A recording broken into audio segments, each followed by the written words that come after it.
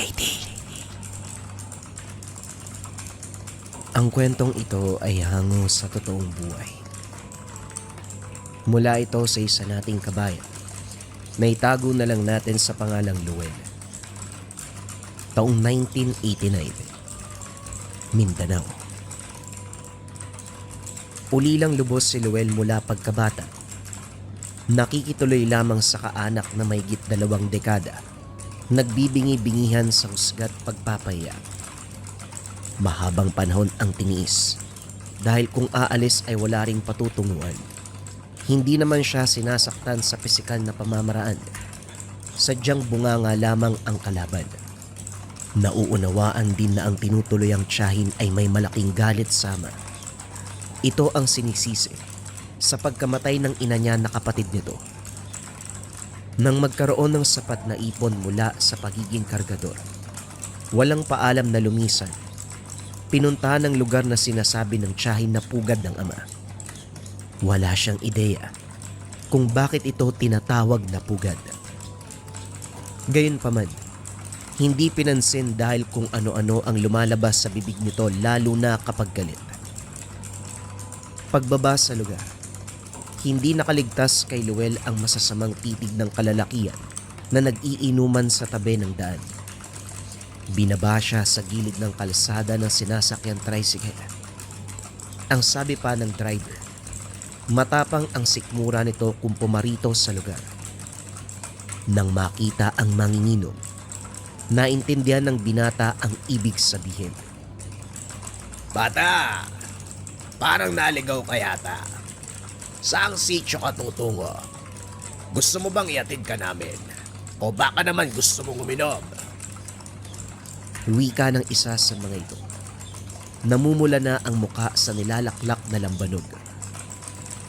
Hindi pinansin ni Luel. Binitbit ang gamit at saka lumakad. Naging bastos ang kilos niya.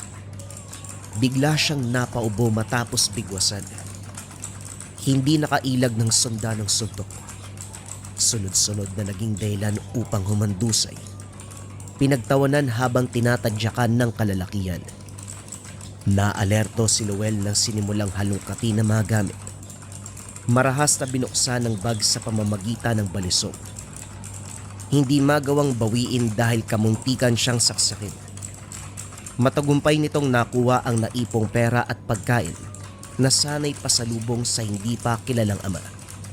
Bago siya iniwan, muling binugbog. Nakahandusay sa damuhan. Umiikot ang paningin at duguan. Hindi alam ni Luel kung gaano siya katagal sa ganong sitwasyon. Nakatingala sa langit habang nakatiyaya. Pinapakiramdaman ang kirot ng mga pasa. Ilang sandali pa, napukaw ang atensyon ng huminto. Bumungad ang driver na naghatid sa kanya kanina. Dali-dali siyang inalalayan at pinaupo sa tricycle. Sakto din na may dalang yelo si Manong. Pansamantalang ginamit sa panlunas.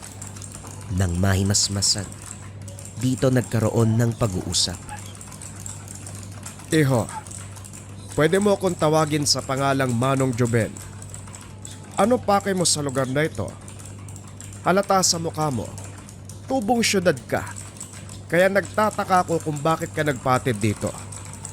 Hindi ko maiwasang mag-alala, lalo na nung makita ko yung nagiinuman kanina. Kaya nga kita binalikan eh. Nahuli pa ako ng dating. Hanapin ko lang ho yung tatay ko. Ang sabi kasi ng tiyahin ko, dito yung nakatira eh. May kilala po ba kayong Lorenzo Casadas? Anak ni Lamberto Casadas? Napansin ng binata ang paglunok ng matanda. Nag-iwas ng tingin na para bang kinakatakutang tao ang binanggit na pangalan. Kalaunan ay muli siyang humarap.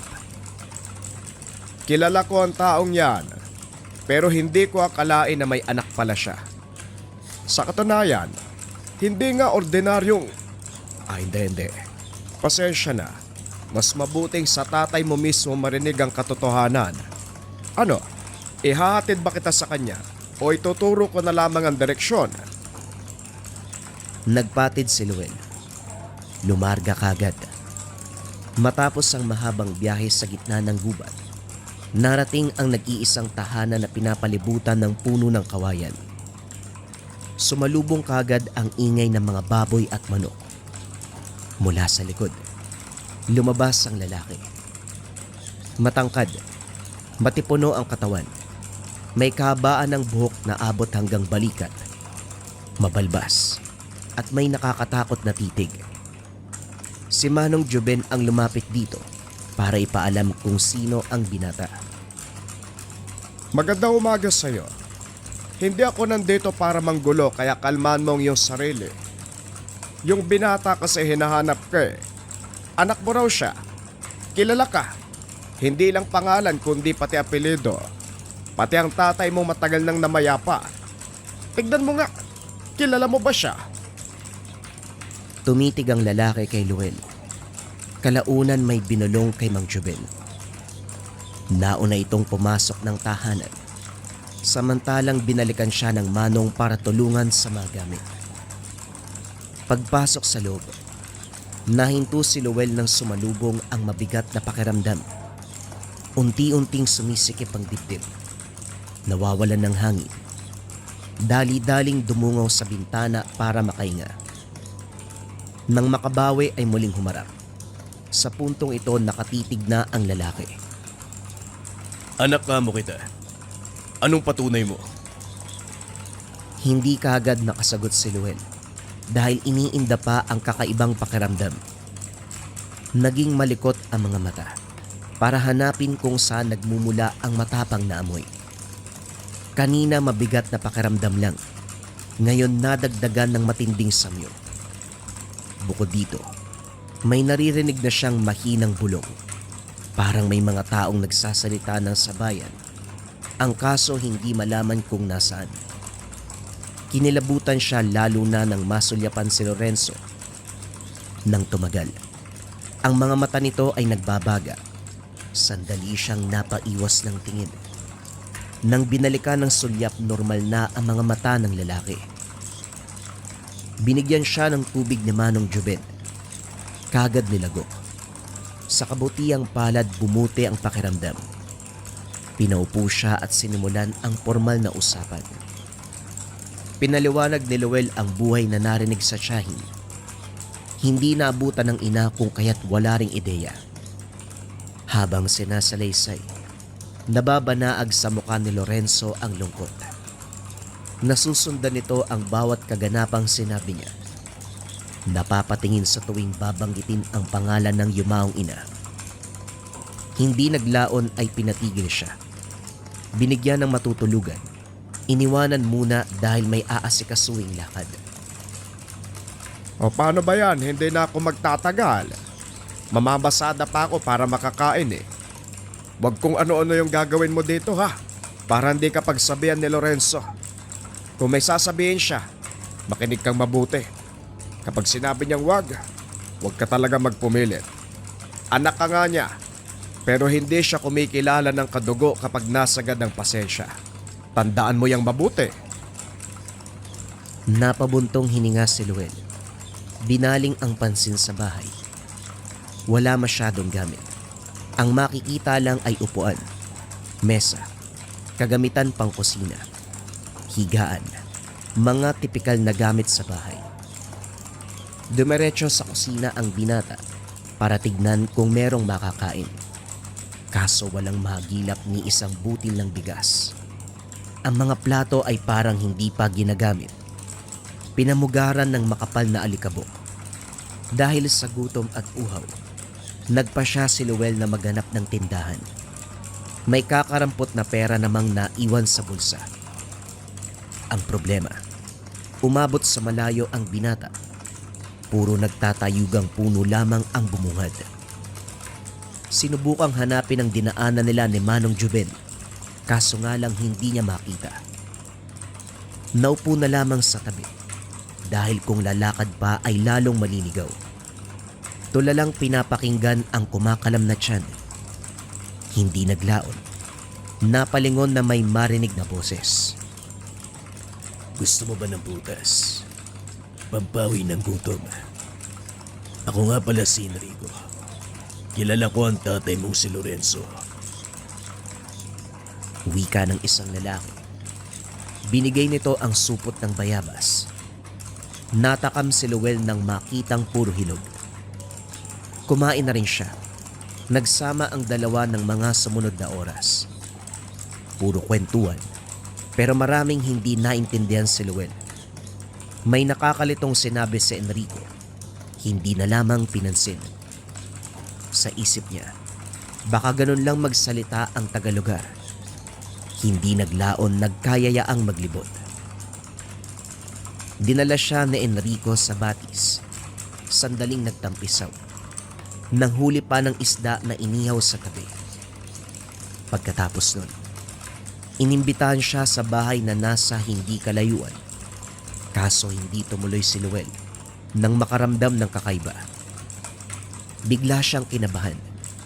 Hindi mapakali kahit wala namang banta mula sa kasama. Sumisikip ang dibdib ng makaamoy ng matapang. Lumingon si Enrico. Napansin ang reaksyon niya.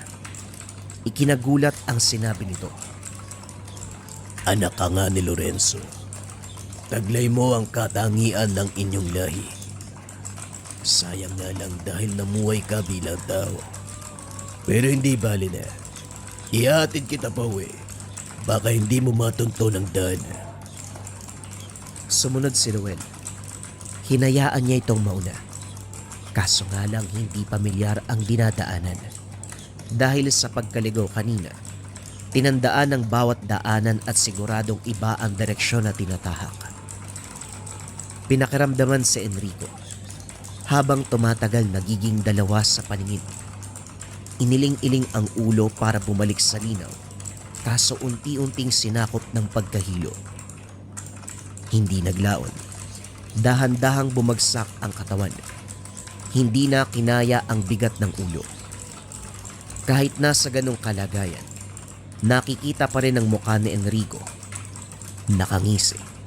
Paulit-ulit na umuwang ang bibig, pero hindi marinig ang sinasabi. Kalaunan, hinila siya nito sa binti. Sinikap na makahawak sa mga bagay-bagay, pero hindi may kakaila ang lakas. Kahit matamaan ng bato sa ulo ay baliwala. Nang makarating sa unahan, hindi mapakali dahil natanaw ang isang bahay kung saan sa bakuran pa lang marami nang nakabalandrang patalim. Mabuti na lamang nakahawak sa puno si Luel. Dito siya nagkaroon ng pagkakataon na kumalas sa pagkakahawak sa kanya. Nanlaki ang mga mata, kasabay ng paninigas ng katawan. Matapos matalsikan ng mainit-init na likido ang kamay. Pag-angat ng tingin, tumagos ang kamay ng amang si Lorenzo sa tiyan ni Enrico. Walang tigil na bumubulwak ang dugo ni Enrico habang masamang nakatitig sa kanya. Nakuha pa nitong magsalita sa kabila ng paghihirap. Ang anak mo lang pala ang magiging dahilan para magpakita ka, Lorenzo. Kahit tagal kong pinangarap na makita ka, ang laki ng atraso mo. Hindi ko maisip kung paano ka sisingilin. Sa lagay mong yan, paniningil pa ang nasa isipan mo. Sa kabilang buhay mo ko antayin. Nag-iwas ng tingin si Luel ng balian pa ng leeg. Kinilabutan sa ingay ng nabaling buto. Pasimpleng binalibag ang katawan ng binata sa bakuran ng bahay sa unan. Pagkatapos ay kinarga siya ng ama sa likod. Hindi nakapagsalita hanggang sa nakarating ng tahanan. Maraming tanong na nabuo sa isipan tungkol sa nasaksiyan. Maskuladong tao ang ama. Pero questionable pa rin ang lakas nito para magawang balian ng leeg si Enrico. Nang masulya pa ng ama, naguhugas ito ng kamay. Lumapit sa kanya pagkatapos at sinimulan ang usapan. Wala bang sinabi sa'yo si Juben? Binilinan ko siya na sabihan na huwag kang aalis ng tahanan. Kagubatan ng paligid at maraming mapanlinlang at masamang loob dito. Mabuti na lang naabutan kita bago ka pa namatay. Teka tay, sagutin niyo ako bakit sobrang lakas niyo.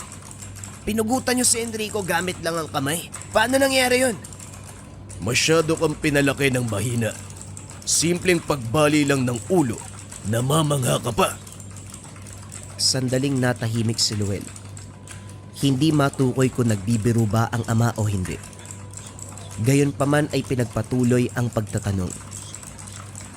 Paano mo nalaman na naroon ako?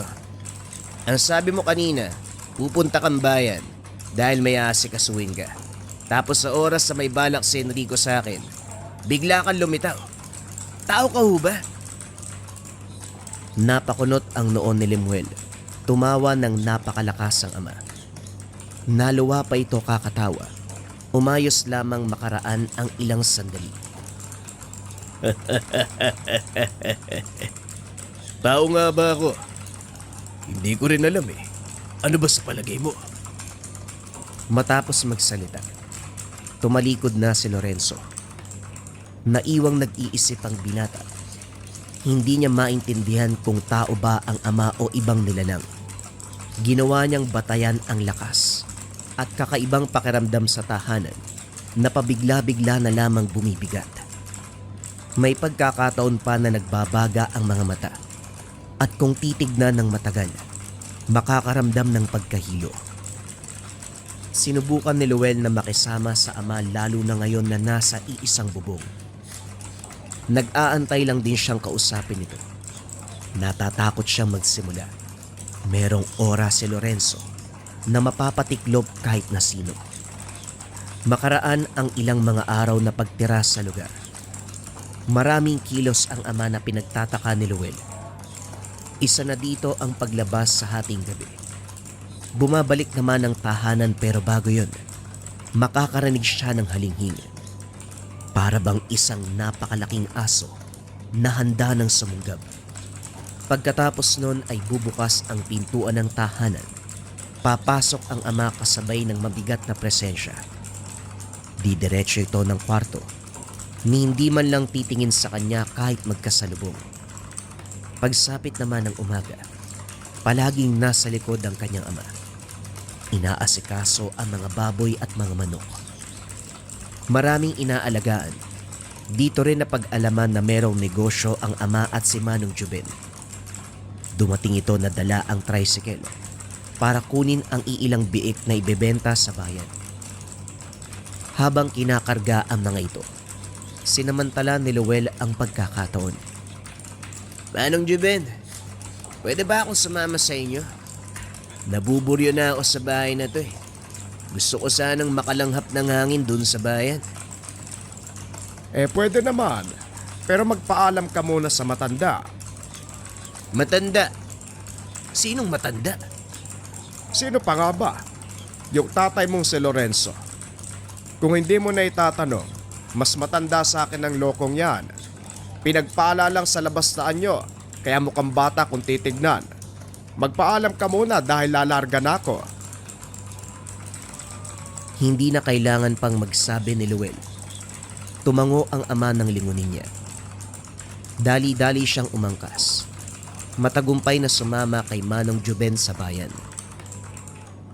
Iniwan siya ng matanda sa tricycle dahil kinausap pa ang negosyanteng benentahan sa loob ng isang bodega.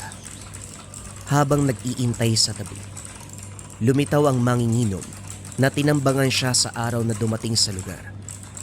Ang lalaking nagngangalang Lito ang unang lumapit. Walang sali-salita, binigwasan siya. Pinagtawanan siya ng mga ito.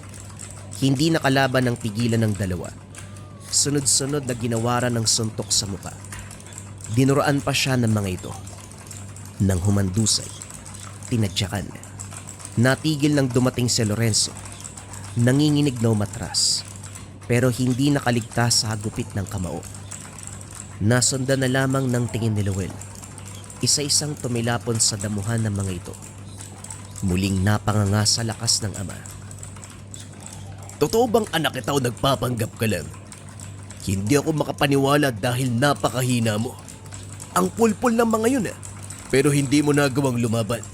Tumayo ka nga dyan. Tinulungan ni Luel ang sariling tumayo. Hindi man lang siya inalalayan ng ama. Paika-ikang naupo sa tricycle.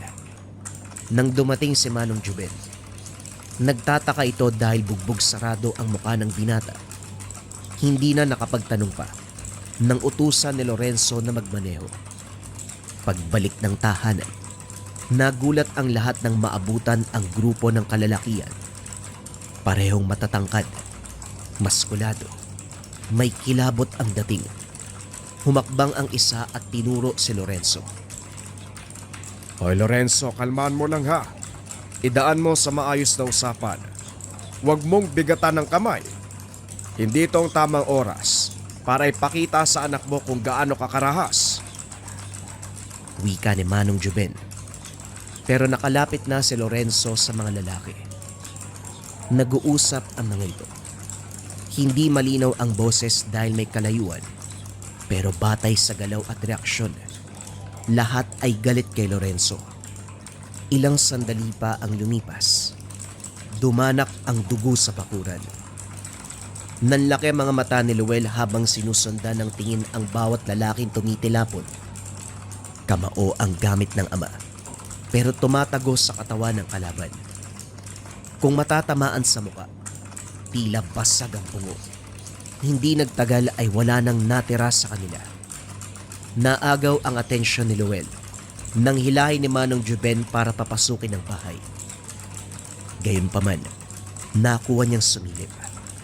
Nagtulong ang matanda at si Lorenzo na isilid sa sako ang mga katawan at saka kinarga ng tricycle. Walang ideya kung saan dadalhin, pero dahil sa paraan ng pagligpit, duda ang binata na maayos ang kakalagyan. Si Manong Juben ang naunang bumalik. Binalingan ng pansin ang mansya ng dugo sa bakuran. Hindi nagpigil si Luel. Lumapit para mag-usisa. Manong, sabihin niyo naman sa akin, ano po bang alam niyo tungkol sa tatay ko? Marami siyang kilos na hindi ko maunawaan at napakalakas niya din. Nakakapatay ng tao gamit lamang ang kamay. At saka, paanong titilapon yung tao pagkatapos suntukin? Ganun ba talaga siya kalakas? Manong, tao po ba ang tatay ko? Kung maririnig ni Lorenzo ang tanong mong yan, siguradong matatawa yon. Nga pala, ilang araw na ba kayo magkasama nun? Hindi man lang sinabi sa'yo ang katotohanan, lalong-lalo na kung anong lahi nyo. Manong, magtatanong ba ako sa'yo kung alam ko na? Sabihin niyo po sa akin kung anong nalalaman niyo. Si tatay parang wala naman siyang balak ipaalam sa akin eh. Naku, mahirap yan, hindi pwede. Malalagot ako sa matandang yon. Siya na lang ang tanungin mo. Unahan mo, sasagot naman yun eh. Yan na naman kayo kakasabi ng matanda. Ano bang edad nun? Napakamot ng ulo si Manong Juben. Nang maubos ang pasensya, pinagtapat ang katauhan ng ama. Nagkakilala sila ni Lorenzo. 20 taong gulang pa lamang ito. Ito ang nagligtas mula sa pambibiktima ng aswang. Nasundan pa ito ng maraming beses hanggang sa naging magkaibigan. Pero kung mag-usap ay parang galit sa isa't isa. Nasanay na lang din sa ganitong pakikitungo. Hindi na nagpigil pa si Manong Juben na sabihin ng katotohanan. Linawin kay Luel ang tunay na katauhan ng ama. Aswang si Lorenzo, nabibilang sa lahi na kung tawagin ay gabunan. Angkan ng pinakamalakas na uri. Nabuhay sila ng mahabang panahon. Higit ang lakas kumpara sa ibang aswang. Kaya din ng tatay mo na mabuhay kasama ang mga tao. Kaya niyang pangimbabawan ng sarili. Isang beses lang sa isang taon kung maghanap ng makakain. Yung laman at dugo ng tao. Pero wag mong isipin na nang bibiktima ng tao ang ama mo para lang matugunan ang tawag ng sikmura. Ako ang inuutosan niya. Pumupunta ako sa iba't ibang lugar upang maghanap ng dugo at laman ng mga tao. Alam mo na sa sarili mo kung saan pwedeng makakuha nun. Kung napapansin mo, hindi tumatanda ang itsura kahit malapit na mag-100 taon yan. At kung itatanong mo rin kung sino yung mga lalaki kanina, iilan lang sila sa kalaban ng tatay mo. Hindi naman siya nagsisimula eh. Sadyang nilalapitan lang siya ng kapwa aswang para hamunin sa labanan. Hindi ko alam kung bakit ganyan yung lahi ninyo. Kayo-kayo nagpapatayan imbes na magtulungan. Limitado lang ang alam ko tungkol sa mga yan. Ano, may tanong ka pa ba? Kung meron kay Lorenzo ka na magtanong. Napalunok ng laway si Lemuel. Na-question pa ang sarili kung aswang din ba siya. Dito rin napagtanto ang paulit-ulit na sinabi ng tiyahin. Halimaw ang ama. Hindi ordinaryo at nakakatakot. Ang buong akala ay masamang tao lang. Yun pala higit pa sa inaasahan. Pagdating ni Lorenzo, hindi makalapit si Luel. Nanginginig ang katawan at hindi makatingin. Ilang beses siyang sinulyapan ng ama hanggang sa nagkusa itong magsalita. Narinig ko ang usapan niyo ni Joben. Lokong yun ah. Inunahan pa ako. Ano, may tatanong ka pa ba tungkol sa akin?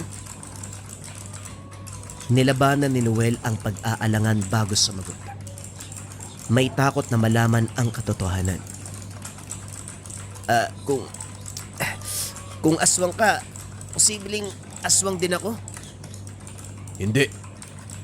Nung pinagbubuntis ka ng ina mo, sinigurado kong mabubuhay ka bilang tao. Isang mataas na uri ng proseso ang ginawa ko upang hindi ka magaya sa akin. Pero sa kabilang banda, parang may nakuha kang katangian mula sa akin. Kaya mong indahin ang mga pambubugbog o ang sakit ng katawan. Kaya mong tiisin ang mabigat na pakiramdam na dulot ng tahanang ito. Huwag ka mag-alala, masasanay ka rin. Nga pala, hindi ako makakapayag na dito ka maninirahan sa akin. Hindi natin alam kung anong oras sasalakay ang mga kalahi ko. Ayoko lang na madamay ka. Kaya magmula ngayon, si Joben ang mag-aalaga sa'yo. Hindi na umangal si Luel. Sa takot na nararamdaman, mas piniling manirahan sa tunay na tao. Kahit sabihin pang ama niya si Lorenzo, meron pa rin kilabot. Sa pagdaan ng mga araw, wala nang balita tungkol sa ama. Dahil malayo ang tahanan ni Manong Joben, naaliw din siya sa gawaing bukid. Kung kaya't hindi naisip na puntahan para kumustahin ng ama. Pero humantong sa punto na sila na ang nilapitan ng kalaban. Nagising na lamang 10 oras ng gabi. Dali-daling bumunot ng patalim si Manong Joben. Inabot ang isa kay Luel. Hindi nagtagal.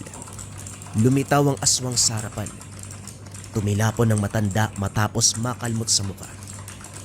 Ang binata naman, sinubukan pang lumaban pero nasakal at saka binalibag sa labas. Sa sobrang bilis ng kaganapan, napansin na lang ni Luel na nasa bakura na ng tahanan ng ama. Napakadilim sa lugar. Senyales na walang tao. Napaubo ng dugo ang binata matapos isubsob ang mukha sa lupa. Pwisit, ang sabi niyo nandito si Lorenzo. Bakit wala? Mangangal, hanapin niyo yan. Hoy Mario, 10 oras na pero nambubulabog ka ba? Mahiya ka naman sa katahimikan ng gabi. Nagulat ang mga aswang. Narinig ang boses ni Lorenzo. Tumingin sa paligid pero hindi ito magilap. Sunod na napansin ang itim na hubog. Mabilis ang galaw nito na lumalapit sa tauhan ni Mario. Isa-isang bumagsak. Ginigilitan ng leeg. Hindi nagtagal. Nakita sa harapan si Lorenzo. Ginawaran siya ng napakalakas sa suntok. Tumilapon ng matanda. Nawasak ang bahagi ng tahanan. Nilapitan naman ni Lorenzo si Luel. Maingat niyang inalalayan ang anak. Pinasadahan ng tingin ng katawan ng anak na puro gasgas, galos at sugat. Tumunog ang buto sa mga kamay matapos ang pagkuyog. Makikita sa mukha nito ang galit. Nagbabaga ang mga mata. Unti-unting humaba ang nguso. Humaba ang mga pangil. Humaba ang mga kuko. Sa ilalim ng buwan, nakita ni Luel ang tunay na anyo ng ama. Tama nga ang sinasabi nila. Kapag Kapag nakita ang anak mo, siguradong lalabas ka din. Pero bakit ganyan? Parang walang dugong gamunan. Mahinang uri. Wala ka nang pakialam, Mario. Isa lang ang patutunguhan mo ngayon. Kasama ng mga kaangkan mo sa kabilang buhay. Yan. Dahil sa ugali mong yan. Kaya lahat ng lahi ng aswang ay galit sa'yo. Gusto kang patayin dahil sa kambugan mo. Wala akong pakialam, tanda. Dahil mamamatay ka na. Sa isang iglap lang, nasa harapan na ni Mario si Lorenzo. Tumagos ang matulis na kuko sa lalamunan ni Mario. Ang kabilang kamay, nakabaon sa puso. Humandusay ang matanda sa lupa. Dilat ang mga mata. Hindi na matandaan ni Luel kung paanong nakapasok sa tahanan ng ama. Ang huling naaalala, ang tagpong pagpaslang kay Mario. Pagbalik ng ulirat, bumungad ang sala ng bahay. Tumayo siya at sumilip sa labas. Wala nang makikitang bakas. Ang buong akala ko, hindi ka napasahan ng aking lahi. Pero tignan mo ang sugat sa iyong katawan. Malaking pinsala ang natamo mo kagabi. Pero ngayon, wala nang bakas ng kahit anong sugat. Imbis na matuwa naman si Luel, ginapang ng takot ang buong katawan. Ang buong akala niya ay isa din siyang aswang. Bakit ganyan yung mukha mo? Ano po bang nakakatawa? Huwag kayong matuwa. Hindi ko gugustuhin maging aswang, ano? Ayoko maging aswang. Huwag ka mag-alala dahil hindi ka purong aswang. Hindi porket mabilis maghilom ang mga sugat mo. Aswang ka na din. Yan ang pangako ko na binitawan sa iyong ina. Mamumuhay ka bilang normal na tao, hindi bilang gabunan. Ngunit kahit anong sabihin ng ama, hindi na kampante si Luel. Para sa kanya, imposible na hindi mahawaan, lalo pat may dugo siyang nakuha kay Lorenzo. Gayunpaman, sa paglipas ng panahon ay unti-unti rin siyang kumalma. At dahil sa sunod-sunod na kaguluhan, nagpa siya ang ama na ilayo ang binata. Hindi masisikmura kung may mangyayaring masama dito. Si Manong Joben ang nautusang maghanap ng matitirahan sa malayong probinsya. Pero ang pinili ni Manong Joben, sa syudad patirahin kung saan malayo sa aswang. Ngunit bago sila maghiwalay ng ama, nakiusap ng masinsinan si Noel. Inaya itong mangisda sa ilog. Kahit sandali lamang, maramdaman ang pakiramdam na merong ama. Matapos nun, nagsimula na sa kamay nilaan. Sinikap ni Luel na mabuhay mag-isa, katulad ng naranasan. Sandaling panahon lamang nakasama ang ama. Masalimuot pa ang kaganapan, pero para sa kanya sapat na ang mga ito upang maramdaman ang pagmamahal ni Lorenzo. Alam niyang ginagawa lang ito ng ama para sa kanyang kaligtasan at sa oras ng kagipitan at kung meron man mang bibiktima sa kanya. Siguradong palaging nakabantay. Siguradong palagi siyang ililigtas ng kanyang ama na isang kapunan. Bagong kwento pa rin ang kasunod mga kabayan. Ito ay tungkol sa isang mambabara na tinalo ng mangkukulam. Simula na ang storya. Ang kwentong ito ay hango sa totoong buhay. Mula ito sa isa nating kabayan na itago na lang natin sa pangalang Marisa. Taong 1988. Probinsya ng Leyte. Lumuwas ng Leyte si Marisa upang doon manirahan kasama ang asawang si Tonyo. Iniwan ang Cebu para makahinga sa maigpit na pamamalakad ng ina na halos kontrolin ang buong buhay.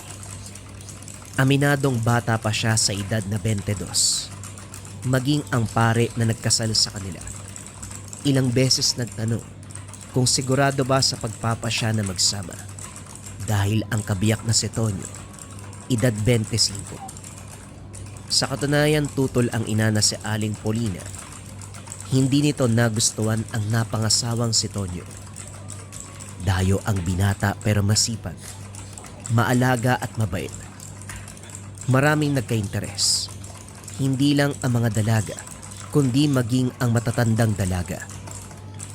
Maganda ang hubog ng pangangatawan. Gwapo, matangkad at marespeto. Maraming nagtatanong kung bakit hindi nagustuhan ni Aling Polina. Walang nakakaalam sa dahilan. Nang masakal si Marisa sa trato ng ina na hindi nagpapakita ng awa, nagpa siyang sumama sa asawa, pauwi sa kinalakihang probinsya. Pagdating sa tahanan ni Tonyo, kagad pinatuloy ng ama na uugod-ugod na sa katandaan. Magiliw na binati si Marisa at kagad nakapagpalagayan ng loob. Hindi tinuring na iba, minahal na parang sariling anak. Tumagal sa lugar, unti-unting natutunan ang pamumuhay at nagawang makisabay. Dito tuluyang bumuo ng pamilya. Nagkaroon ng 3 anak, puro mga lalaki. Maayos ang pagpapalaki lalo na't katawang si Tatay Tenorio. Ito ang nagsisilbing pangalawang ama na mahal ng mga bata. At bilang may bahay, si Marisa ang gumagawa ng lahat mula sa pagluluto hanggang sa paglilinis. Si Tonyo ang kumakayod bilang karpentero. Si Tatay Tenorio naman ay pinagkakaabalahan ang maliit na taniman ng gulay. Kahit mahina na, sinisikap na makakilos. Hindi naman sa pinapabayaan, sadyang gusto nitong gumalaw-galaw para hindi maparalisa ang ugat sa katawan. Binabantayan na lamang sa tuwing lalabas ng bahay. Sa paglipas ng panahon, nagtataka si Marisa dahil ang matanda ay madalas nagigising sa hating gabi. May bulong-bulungan na naririnig mula sa kwarto nito.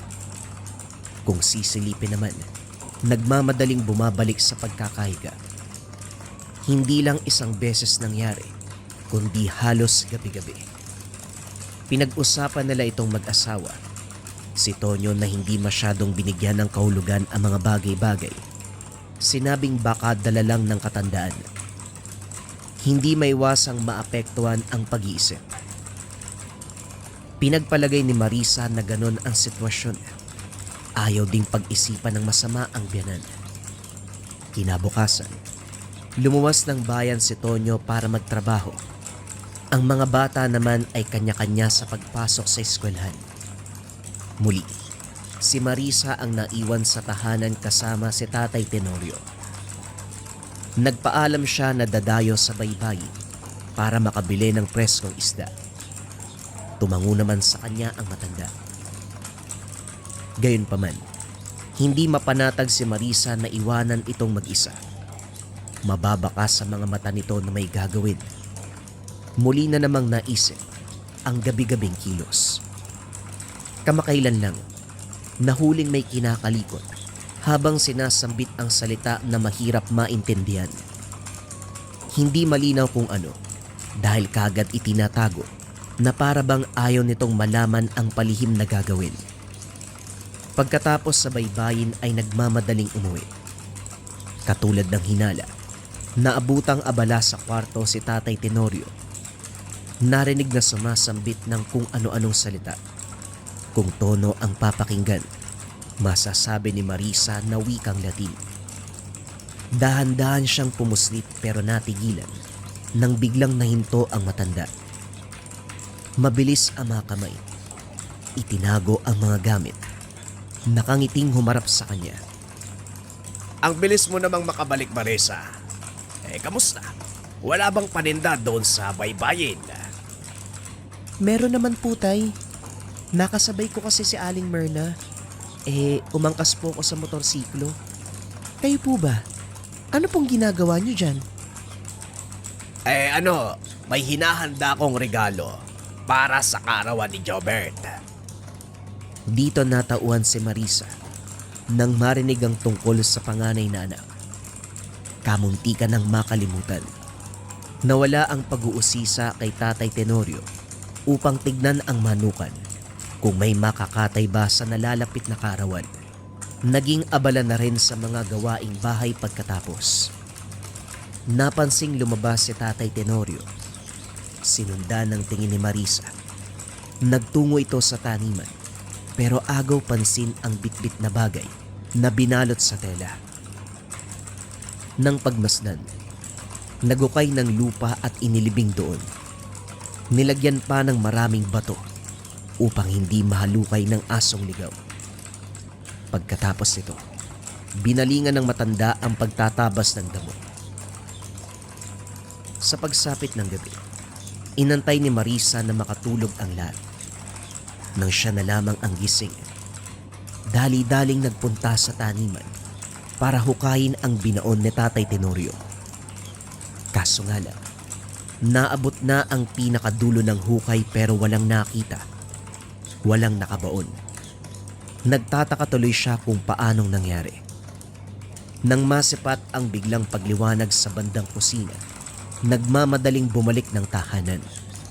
Sumalubong sa paningin ng matanda. Nakarap sa mesa. Nagtitimpla ng kape. Ngumiti itong sumulyap sa kanya. Nag-aya pa. Tay, huwag niyo po sanang mamasamain yung itatanong ko. Tungkol po kanina, yung binaon niyo sa taniman, ano po ba yun? Bakit biglang nawala? Hinukay niyo po ba uli? Tumingin si Tatay Tenorio. Bagay na hindi inasahan. Walang mababakas sa mukha nito kung hindi pagtataka. Nang tumagal ang pagtitig, naisip tuloy ni Marisa na siya ang may diferensya. Ako, may binaon sa taniman. Kailan? Wala akong maalala eh. Binungkal ko ang lupa, pero wala naman akong binaon o kung ano. Sigurado ka bang ako yon? Napalunok si Marisa. Maging siya ay naguguluhan na rin. Binalikan sa alaala ang tagpong iyon. Malinaw na merong binaon ng matanda. Ang problema, hukay lamang ang naroon sa taniman. Wala ang bagay na nakabalot ng tela. Nakaramdam ng pananakit ng ulo kung kaya't nagpaalam na matutulog. Gayunpaman, hindi mapakali sa kakaisip sa tuwing maaalala. Kinabukasan muli na naman silang naiwan sa bahay, abala sa paglalaba sa likod ng tahanan. Ang matanda ay nasa loob lang. Huling napansin ay natutulog. Makaraan ng ilang sandali.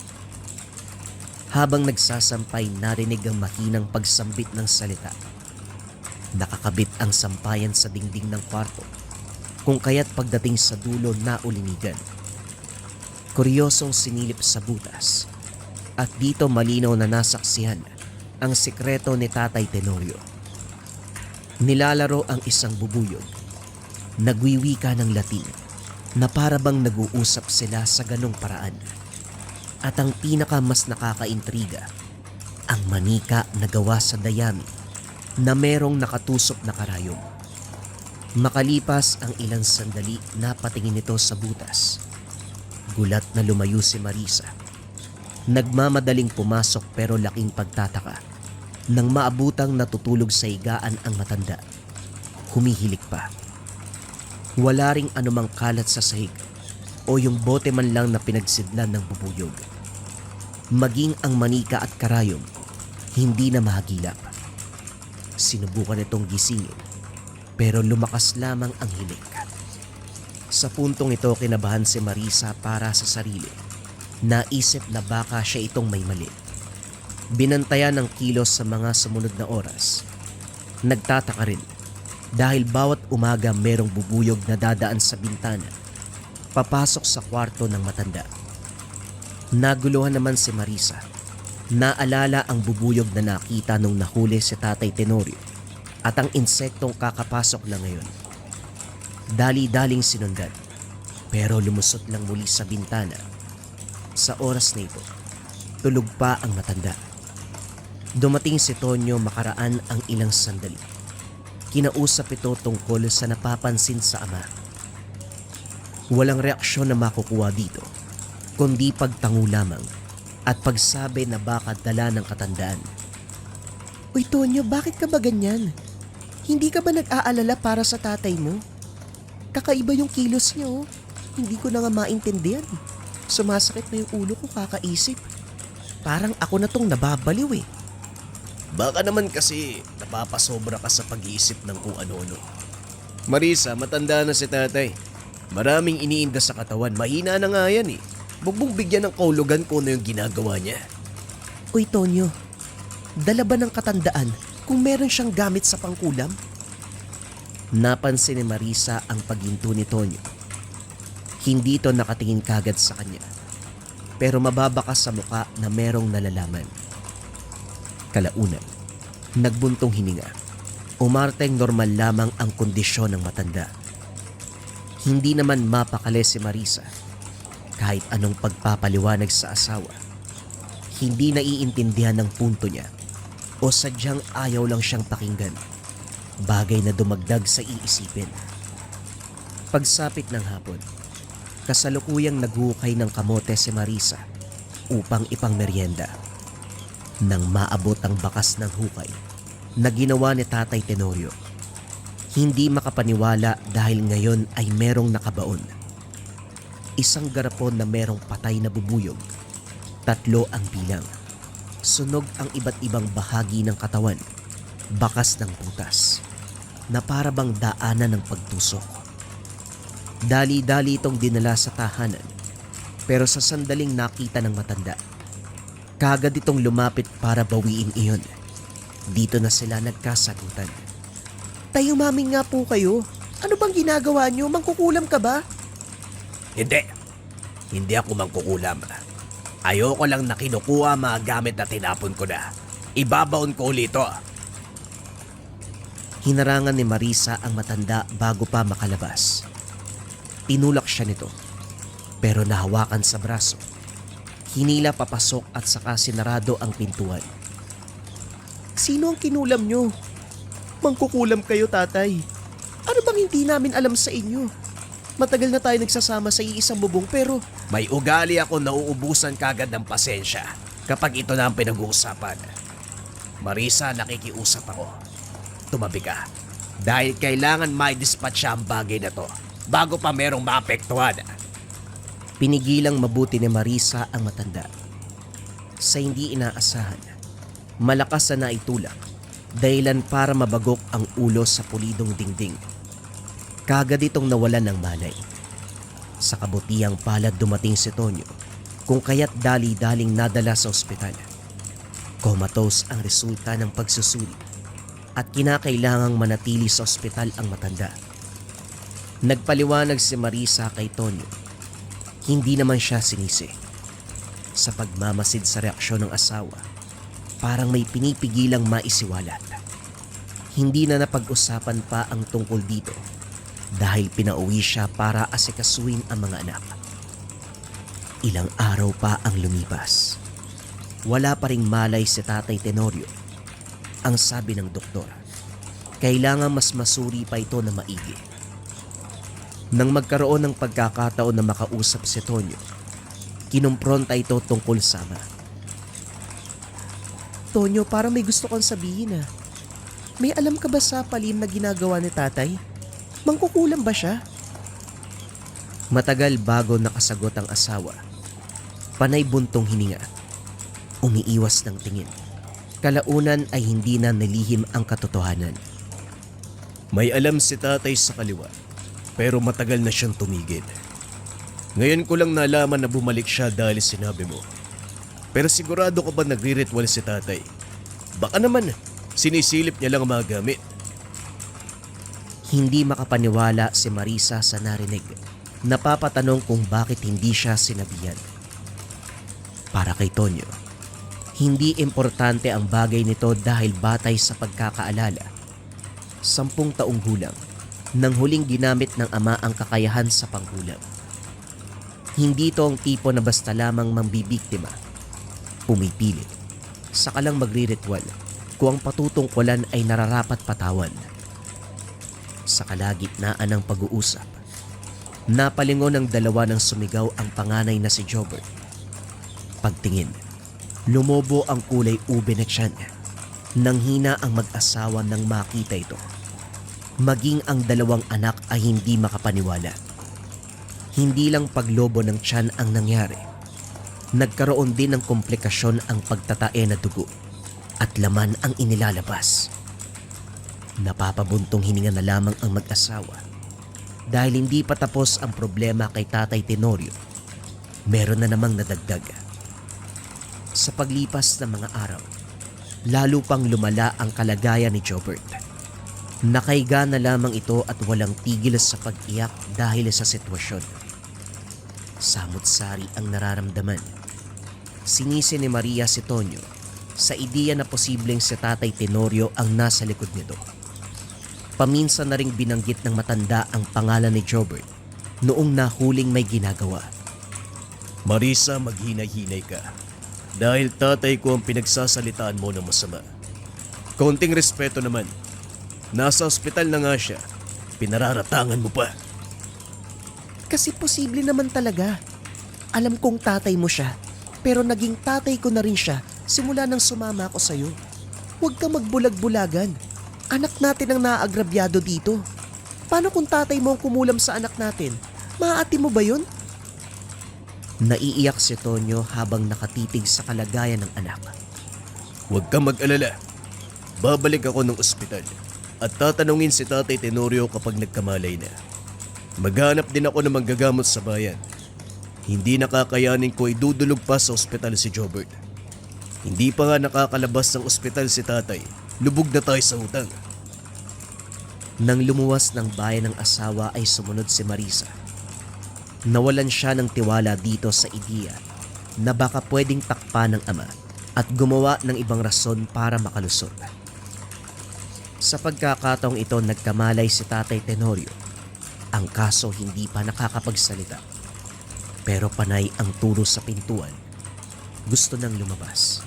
Pinaintindi ng doktor na bawal pa siyang umalis dahil hindi pa sobrang ayos ng kondisyon. Palitan ang pagbabantay ng mag-asawa. Sa kabe si Tenorio dahil si Marisa ang nag-aasikaso ng mga bata sa bahay. Dito na nagkaroon ng pagkakataon si Marisa na kausapin ang matanda. Tatay, ano po bang ginawa niyo kay Jobert? Kung alam niyo lang ang kalagayan niya ngayon, nag-aagaw buhay ng anak namin. Kinulam niyo po ba siya? Kagad nagbigay ng reaksyon si Tatay Tenorio. Tinuro ang pintuan habang dahan-dahang sinasabi ang pangalan ni Jobert. Naguguluhan si Marisa pero nang banggitin nito ang salitang kulam, lalo siyang nagduda. Para sa kanya, nasagot ang tanong na ito nga ang kumulam. Hindi napigilan ang sarili. Nasaktan ito. Dali-dali siyang inilabas ng nurse bago mabugbog ang pasyente. Umuwi si Marisa. Sinabi sa asawa ang nangyari. Sa halip na damayan siya, nagmamadali itong lumuwas ng bayan. Hindi nakaligtas sa kanyang paningin ang bitbit na bag nito. Hindi nahabol kung kaya't naging palaisipan. Binalingan ang panganay. Hinang-hina na ito at mula sa pagiging kulay ube. Unti-unting nangingitim ang lumobong tiyan. Hanggang sa ngayon, wala pang nakuhang manggagamot. May nakausap pero tumanggi. Matapos masuri, natatakot kalabanin ang mangkukulam. Makaraan ang ilang oras nagulantang ng kasama na ni Tonyo si Tatay Tenorio. Nangihina pa pero nakauwi na. Nasisiraan ka na ba ng bait? Oo, masama ang loob ko kay tatay. Pero hindi tama na pauwiin mo siya ng hindi pa magaling. Paano kung dito yan mamatay? Marisa, kaya ko inuwi si tatay dito dahil meron siyang kailangang gawin. Siya ang magliligtas kay Jobert. Alam niya kung paanong kontrahin ang kulam. At naniwala ka naman, Tonyo. Siya nga ang dahilan kung bakit nakulam ang anak natin. Tapos ano? Iuwi mo dito para dagdagan ng problema. Pwede ba, Marisa? Kahit ngayon lang magtiwala ka kay tatay. Hindi totoo na siya ang kumulam kay Jobert. Kaya alisin mo sa isipan mo ang bagay na yan. Yung palihim niyang ginagawa, pagkokontra yun sa kulam na napapansin niya dahil nagkakaroon ng palipad hangin sa lugar natin. Noong nasa ospital siya, matagumpay na tumama sa anak natin ang sumpa dahil wala nang kumukontra. Hindi alam ni Marisa kung matatawa o maniniwala. Medyo nainis sa asawa dahil masyadong nagpadala sa ama. Gayunpaman, desidido si Tonyo sa planong na pag-usapan nilang mag-ama doon pa lamang sa ospital. Kahit hirap sa pagsasalita, nauunawaan ang winika. Sa kabilang banda, natatakot si Marisa sa posibleng gawin ni Tatay Tenorio. Oras-oras kong lapitan si Jobert, hawakan sa palad habang sinasambitan ng wikang Latin. Sa tuwing lalapit siya para sumita, haharang si Tonyo. Marisa, alam kong naguguluhan ka sa nangyayari pero hayaan mo si tatay. Alam niya kung anong nararapat sa ganitong sitwasyon. At para malaman mo, wala siyang kinalaman. Hindi siya nagsimula ng kulam kagaya ng iniisip mo.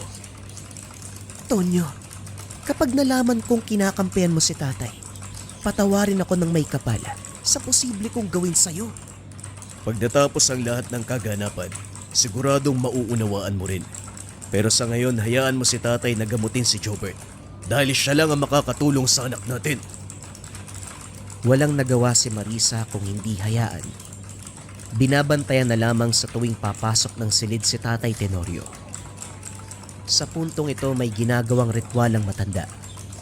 Iba't ibang uri ng halamang gamot, mga ugat, mga langis, mga dahon at mga bato. Ito ang inilagay niya doon sa kwarto. Nagsinde ng iba't ibang uri ng kandila. Nagsimulang magsambit ng mga orasyon. Kasunod nito ay binalingan ang manikang dayami. Hindi tumigil sa pagdadasal ng Latin habang isa-isang tinutusok sa partikular na bahagi ang karayom. Hindi nagtagal, isa-isang namatay ang kandila matapos sumagupit ang malakas na hangin. Nasugatan pa si Tatay Tenorio dahil sa kamay tumama ang karayom. Makikita ang takot sa reaksyon nito. Nang tumigil ang hangin, dali-daling nagtanong si Tonyo. Tay, may masama bang nangyari? Nasugatan ka sa proseso ng ritual. Wala naman. Tatapusin ko lang to. Si Jobert, bantayan mo. Habang tinitignan ni Tonyo ang anak, si Marisa ay nanatili sa silid kung saan nagriritual si Tatay Tenorio. Natapos ito, pero mapapansin ang pagtahimik. Panay ang pagtitig sa sugatang kamay. Nang mga sumunod na araw, unti-unting bumuti ang kalagayan ni Jobert. Nawala ang paglobo ng tiyan. Umayos na rin ang pagtatae. Nakakausap na ang binata at nakakakilos. Kaso nga lang, si Tatay Tenorio naman itong may dinaramdam. Nang bumalik sa pagtatrabaho si Tonyo at sa pag-aaral ang mga anak, si Marisa ang muling naiwan sa matanda. Kasabay nito, nauhuling nagri-ritual. Pero sa pagkakataong yun, pinapadugo ang sugat habang may kung ano-anong kinakalikot sa kamay. Hindi siya naglakas ng loob mang istorbo dahil sa paraan pa lang ng pagbigkas, may halong galit at takot. Makaraan ng ilang araw tumigil sa gawaing ito ang matanda. Ang hindi hinihinto ay ang paulit-ulit na pagbigkas ng wikang Latin. Kahit sa pagtulog ay sumasambit pa rin. Kinikilabutan si Marisa sa tuwing may maririnig sa ating gabi. Kinausap muli si Tonyo. Maging ito ay naguguluhan sa pinapakitang kilos ng ama. Lalo na ang sugat na hindi naghihilom. Simpleng tusok ng karayom lang naman sana. Pero ngayon ay unti-unting lumalaki. Nagtutugo. Kahit ilang gamot ang ilapat ay walang epekto. Tatay, ano po ba nangyayari sa inyo? Lumalala po kayo sa pagdaan ng araw. May problema po ba? Sabihin niyo sa akin para alam ko kung anong gagawin. Simpleng pag-iling ang sagot ng matanda. Nakaratay ito sa higaan. Dahan-dahang bumaling sa kabilang direksyon. Umiwas kay Tonyo at Marisa. Nababahala na sila dahil pati pagkain ay inaayawan. Muling pinakiusapan ni Tonyo ang nilapitang manggagamot na tumanggi noon. Sa ikalawang pagkakataon ay tumanggi ito. Pero nang makulitan, sinabi ang rason. Tonyo, tatapatin na kita. Manggagamot ako sa halaman at herbal. Hindi ako nakikialam sa anumang kaso na may kinalaman sa kaliwa. Dahil kapag nagkataon ako ang mapupuruhan. Lalo na sa kalagayan ng tatay mo na masyadong malakas sa mambabarang. Kung makikialam ako, malaki ang tsansa na ako pa ang unang mamamatay. Sana maintindihan mo ang pagtanggi ko. Pasensya ka na. Naguluhan si Marisa nang marinig ang pag-uusap ng asawa at manggagamot. Napailamos ng muka, sabay buntong hininga. Una kinulam ang anak ko. Ngayon naman barang. Tonyo, pinaglalaroan ba tayo ng kamalasan?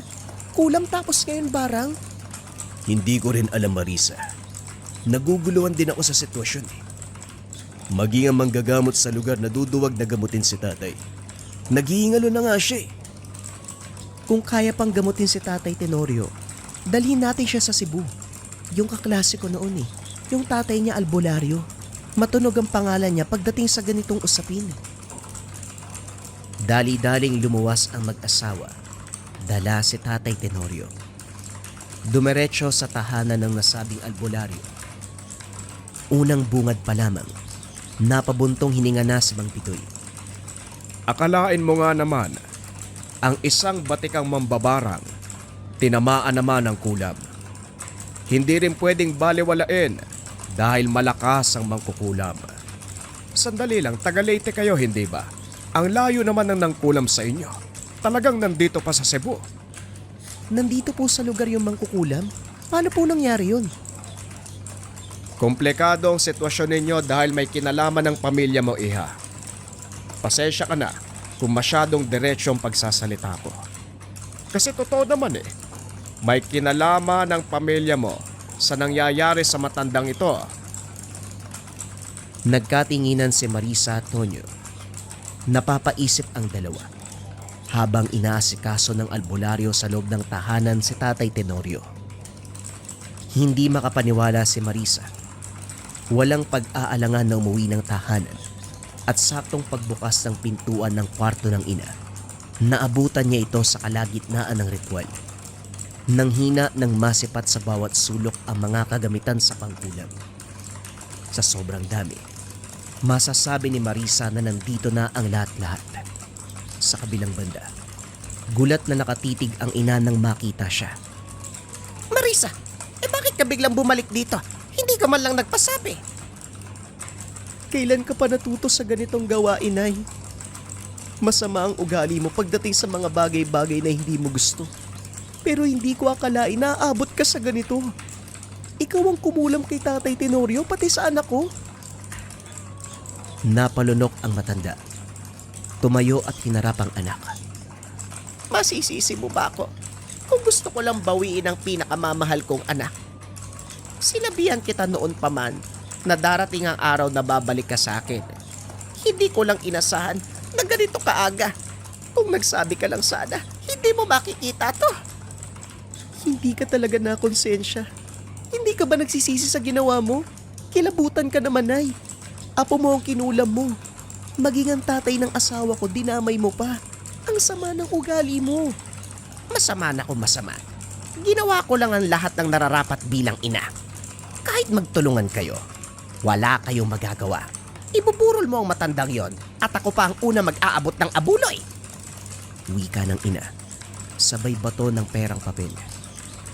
Humalakhak pa ito, pero unti-unting nawala ng makaramdam ng pananakit ng tiyan. Agarang sumuka ng dugo, umandusay, nangisay. Natatarantang humingi ng tulong sa kapitbahay si Marisa. Dinala sa ospital ang nanay. Bumalik naman sa tahanan ng albularyo si Marisa. Naabutang ginagamot si Tatay Tenorio. Samot-saring dahon ang nakatapal sa katawan. Pinapainom pa ito ng isang uri ng puting dagta. Iniihipan ng mga buhay na orasyon. Nilagyan ng langis ang mismong sugat sa kamay. Napansin ko na umalis ka kanina. Nagpunta ka ba sa nanay mo? Kumusta siya? Dinala po sa ospital eh. Bigla pong sumuka ng dugo tapos nawala ng malay. Nawalan nga ba ng malay? O nalagutan ng hininga? Napalunok si Marisa. Dali-dali namang lumapit ang asawa para damayan siya. Sa parte ni Marisa, alam niya ang ibig sabihin ng nangyayari.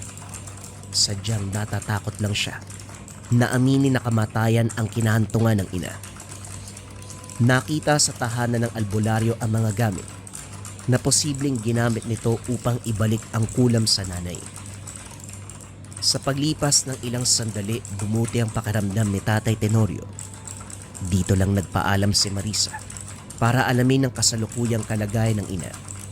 Pagdating sa tahanan, nakaburol na ito. Hindi maiwasang maiyak, pero may parte kay Marisa na nakahinga ng maluwag dahil hindi lang matitigil ang kasamaan ng ina. Makakapagpahinga na rin ang kanyang pamilya laban dito. Nanatili sila sa lugar hanggang sa mailibing ang katawan. Pagbalik ng Leyte, personal na kinausap ni Marisa ang biyanan.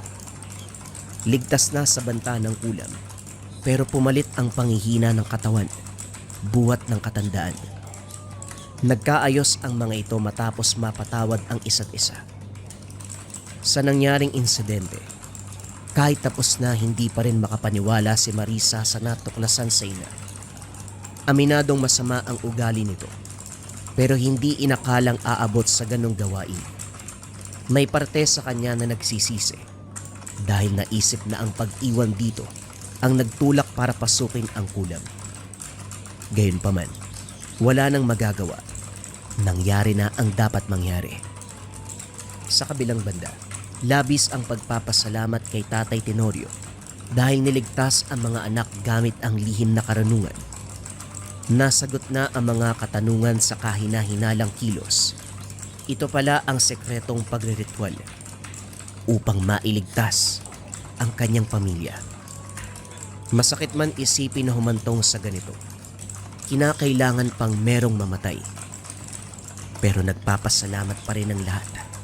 Makapagpapahinga na ang lahat sa masalimuot na karanasan na minsang tinalo ng mangkukulam ang malakas na mampaparang. Mahilig ka bang mag-travel? Kabayan, kailangan mo ng proteksyon. Habak dala na keychain.